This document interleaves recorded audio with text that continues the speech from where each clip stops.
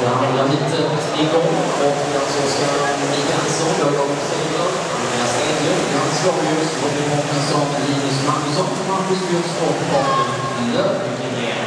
Bara 1 till och med 8. Och som vi ser så är det Linus Magnusson och Jan Skårljus som har haft upp högsta tempen med 50 meter.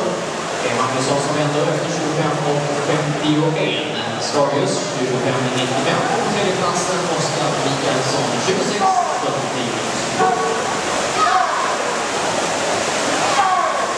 Ja, Linus Magnusson kommer att vara där. Han har ett personligt rekord på 57,02 som simmades in vid Sportsinklub i Motala under en dryg månad sedan. Det är dags att slå den tiden redan nu. Kommer tillbaka också Johannes Skårljus. Vinner lappar lite, gör Linus Magnusson med 55,91. 55,91. Tvåa mål, Johannes Skårljus 56,18. Och på tredje platsen Oskar Mikaelsson 56,91.